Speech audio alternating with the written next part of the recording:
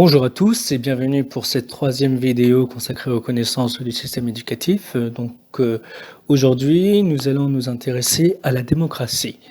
Alors, la démocratie, c'est partiellement construite en faisant reculer les modes de gouvernance basés sur la force, comme la dictature. Elle est le reflet d'une certaine conception des rapports humains euh, pos- partant du postulat suivant qu'un homme vaut un autre, ce qui veut dire que chacun a le droit de s'exprimer et de participer à la vie publique à travers des élections. Alors, première chose, mettre en pratique les principes démocratiques en classe, ce n'est pas une mince affaire. Le professeur des écoles n'est surtout pas élu par les élèves, ni par les parents, et ni par ses collègues, hein. Il est choisi et recruté par l'éducation nationale. C'est pourquoi l'enseignant a le rôle de médiateur de la société classe, entre guillemets. Son but est de réguler les interactions entre les élèves.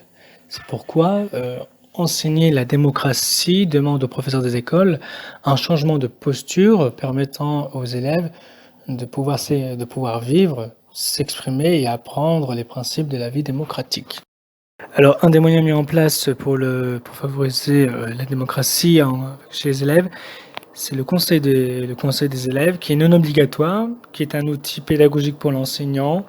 Il y a une élection de 2 délégués par classe et une réunion par moment, à des moments de l'année où il y a une réunion des délégués de chaque classe avec certains des enseignants pour aborder des problématiques qui les touchent, par exemple les règles de vie en récréation, la répartition de la cour pour les jeux de ballon et par exemple d'autres thématiques comme les fournitures du papier, les toilettes.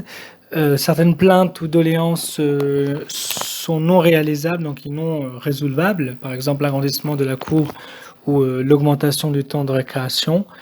Alors d'autres demandes peuvent être relayées par le conseil d'école pour valider des projets d'école, organiser des activités, mais aussi de traiter des questions collectives. Un autre moyen pour favoriser la démocratie est le débat en classe. Donc l'objectif est de permettre aux élèves de s'exprimer sur des concepts de vie lors des débats des débats à visée philosophique et aussi de régler des conflits de classe. Et enfin, pour établir une relation bienveillante d'appartenance à une micro-société qu'est la classe.